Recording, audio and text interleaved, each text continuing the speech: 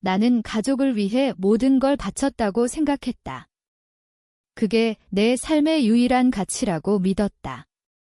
하지만 그날 오키나와의 해변에서 받은 전화 한 통이 모든 걸 산산조각 냈다. 집 팔았어. 내가 필요 없대. 아버지의 목소리는 차갑게 들렸다. 그 순간 내 가슴이 찢어지는 듯 했다. 왜? 그 집은 내 거였으니까. 내가 피땀 흘려 모은 돈으로 산 유일한 안식처. 그런데 아버지와 형이 나 없이 팔아버렸다. 쓸모없는 놈씨라고 불리던 형이 주도했다고? 웃기지 마. 그 집 뒤에는 더 큰 비밀이 있었어. 이제부터 시작이야.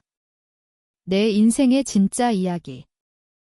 어린 시절부터 우리 집은 지옥이었다. 아버지는 술에 취해 폭력을 휘두르셨고 어머니는 그걸 참아내다 결국 세상을 떠났다. 나는 막내로 태어나 가족의 희생양이 됐다. 형은 학교를 때려치고 일 안 하고 놀아났어. 형은 예민해서 그래라고 아버지가 변명할 때마다 나는 이를 악물고 공부했다. 고등학교 때부터 아르바이트를 시작해 돈을 벌었지. 대학 장학금을 받고 졸업 후에는 IT 회사에 취직해 매달 가족에게 송금했다. 너만 믿는다는 아버지의 말이 내 등을 떠밀었다. 형은 여전히 집에서 빈둥거렸어. 내가 보낸 돈으로 게임하고 술 마시고. 그런데도 아버지는 형을 감쌌다. 형이 내 덕에 산다고. 그런데 왜 오키나와였을까?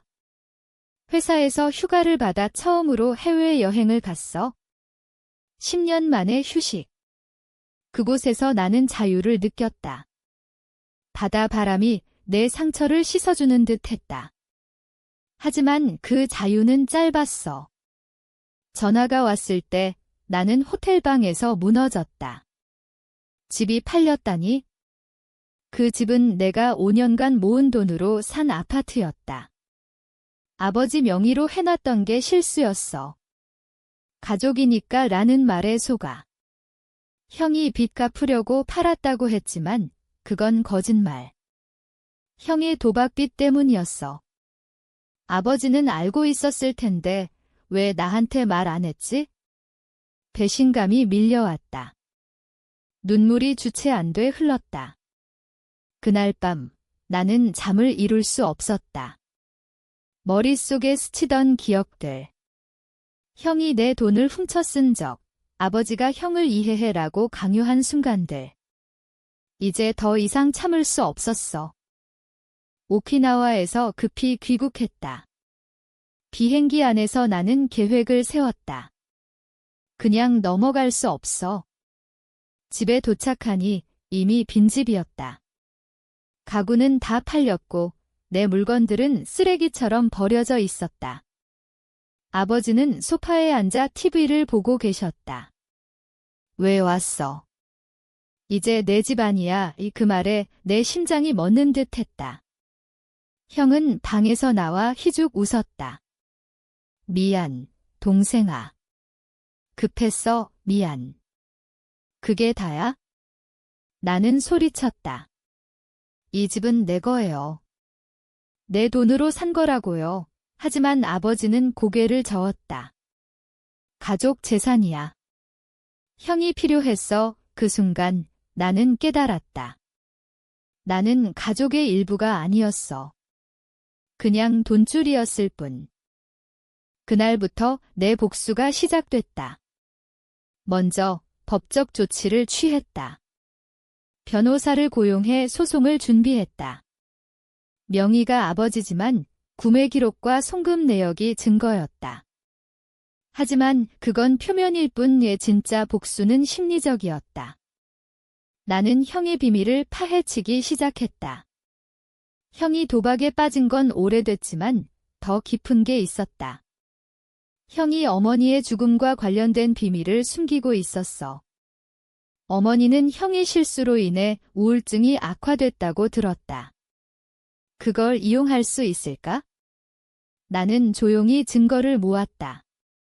옛 일기장, 이웃들의 증언. 마음이 아팠지만 이제는 감정이 없었다. 그냥 차갑게. 소송 준비 중에 나는 직장에서 더 열심히 일했다. 돈을 모아 새 집을 사야 했으니까. 하지만 밤마다 악몽이 찾아왔다. 어린 시절, 형이 내 장난감을 빼앗고 아버지가 형이니까 양보해라고 한 기억. 학교에서 왕따 당할 때 집에서조차 위로받지 못한 날들. 왜 나는 항상 희생해야 했을까? 가족이라는 이름 아래서. 오키나와에서 느꼈던 자유가 그리웠다. 그곳에서 만난 사람들, 웃으며 대화하던 순간들. 이제 그게 내 목표가 됐다. 자유롭게 사는 것. 변호사와의 미팅에서 충격적인 사실을 알았다. 집을 판 돈은 형의 도박빚 갚는 데 썼지만 일부는 아버지가 새 사업에 투자했다. 가족을 위한 거야 라고? 웃기지도 않아. 나는 증거를 더 모았다. 은행 기록, 형의 카지노 출입 내역. 형은 쓸모없는 놈지 아니었어.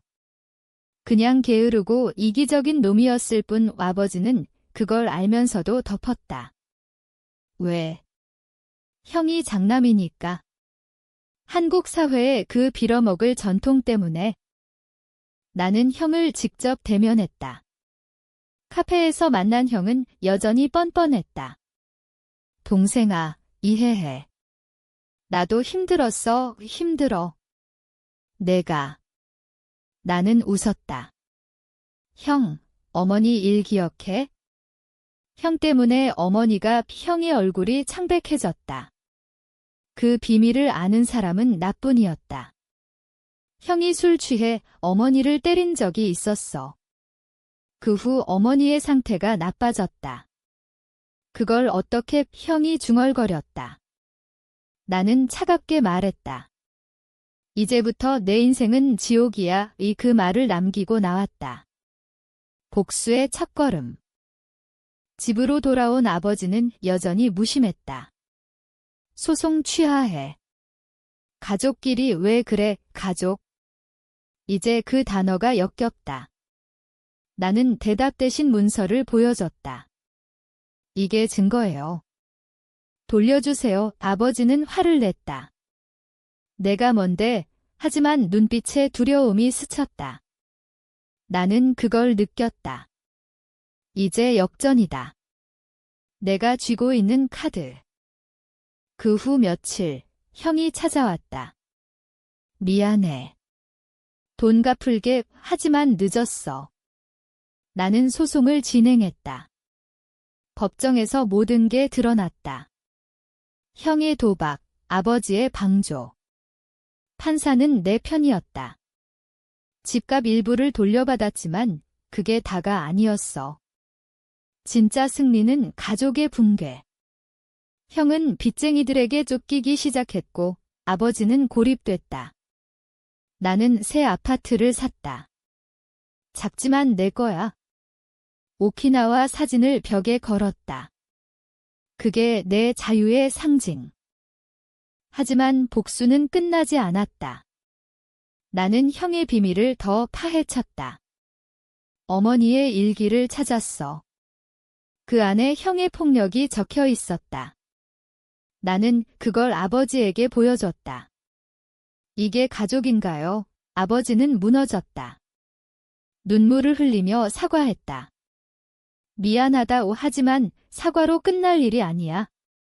나는 떠났다. 더 이상 그들과 엮이지 않기로. 새 삶을 시작했다. 회사에서 승진하고 친구들을 사귀었다. 오키나와 여행처럼 자유를 즐겼다. 하지만 가끔 밤에 생각한다. 왜 나는 그토록 오랫동안 참았을까? 가족이라는 족쇄가 얼마나 무거웠는지. 이제 나는 해방됐다. 하지만 그 상처는 영원히 남아. 시간이 흘렀다. 소송 후 6개월, 형은 완전히 망했다. 도박 빚이 쌓여 집을 떠나야 했다. 아버지는 혼자 남아 후회했다. 가끔 전화가 왔다. 돌아와라 하지만 나는 받지 않았다. 그들의 후회가 내 복수였다. 내가 겪은 고통의 일부라도 느껴보길. 직장에서 새로운 프로젝트를 맡았다. 오키나와 지사와 협업하는 일, 그곳으로 출장을 갔다. 바다가 다시 나를 반겼다. 호텔에서 혼자 산책하며 과거를 돌아봤다. 어린 나, 항상 참았던 나 이제는 달라. 강해졌다. 출장 중에 형에게서 메시지가 왔다. 도와줘. 빚쟁이들이 나는 무시했다. 그게 내 선택. 더 이상 희생하지 않아. 아버지도 병원에 입원했다는 소식을 들었다. 하지만 가지 않았다. 그들의 고통이 내 심장을 아프게 했지만 멈추지 않았다. 귀국 후 나는 심리 상담을 받기 시작했다. 상처를 치유하기 위해 상담사에게 모든 걸 털어놨다. 가족을 버린 게 잘못인가요? 상담사는 고개를 저었다. 자기 보호예요. 그 말이 위로됐다. 이제 나는 나 자신을 최우선으로. 형은 결국 감옥에 갔다. 사기죄로. 내가 증언한 덕분. 법정에서 형을 봤을 때 그는 늙어 보였다. 동생아라고 불렀지만 나는 외면했다. 복수의 절정. 아버지는 병상에서 사과 편지를 보냈다. 내가 옳았어. 하지만 늦었어. 나는 읽고 버렸다. 이제 내 인생은 새로워. 오키나와 추억처럼 평화로운 날들. 하지만 가슴 한구석에 아픔이 남아. 가족이란 무엇일까? 사랑인가, 촉박인가? 새 아파트에서 생활이 안정됐다. 주말에 친구들과 만나 웃었다. 오랜만에 느껴보는 행복. 하지만 과거의 그림자가 가끔 찾아왔다. 꿈에서 형의 웃는 얼굴, 아버지의 환한 목소리. 깨어나면 한이 흘렀다. 상담을 계속했다. 그곳에서 나는 내 감정을 직면했다. 분노, 배신, 슬픔. 왜 나였을까? 라고 물었다. 상담사는 그건 그들의 잘못이라고 서서히 받아들였다. 복수는 끝났지만 치유는 진행 중. 형이 출소했다는 소식을 들었다. 아버지 집으로 돌아갔다고. 그들은 다시 함께 산다. 하지만 나는 상관없어. 내 삶은 별개야. 회사에서 승진 제안을 받았다. 오키나와 지사장. 받아들였다. 이사 준비 중에 옛 물건들을 정리했다. 어머니 사진을 찾았다. 미소 짓는 어머니. 눈물이 났다. 엄마, 이제 자유로워요. 오키나와로 이사했다. 바다가 내 집이 됐다. 새 시작. 한국의 가족은 멀어졌다. 가끔 생각하지만 후회 없어. 하지만 마지막으로 아버지에게 전화를 걸었다. 잘 지내세요? 아버지는 울었다. 미안해, 나는 말했다. 용서해요. 하지만 돌아가지 않아요. 그게 내 마무리. 이제 나는 자유다. 하지만 그 집은 정말로 내 감옥이었어. 오키나와 생활이 익숙해졌다. 매일 아침 바다를 보며 커피를 마신다. 회사 일은 바빴지만 만족스러웠다. 한국에서 멀어진 게 최고의 선택. 가끔 한국 뉴스를 봤다. 형이 다시 도박에 빠졌다는 기사, 아버지가 병으로 쓰러졌다고. 마음이 아팠지만 개입하지 않았다. 그들의 선택. 친구가 생겼다. 현지인과 교류하며 새로운 문화를 배웠다. 사랑도 시작됐다. 동료와 데이트. 그는 내 이야기를 듣고 안아줬다. 강한 사람이야. 과거를 돌아보니 그 집 판매가 전환점이었다. 그 덕에 자유를 얻었어. 복수는 성공했다. 그들은 후회 중. 하지만 내 심리는 여전히 복잡. 용서와 증오 사이 상담에서 배운 대로 받아들인다. 결국 삶은 계속된다. 나는 행복을 선택했다. 1년 후 아버지가 세상을 떠났다.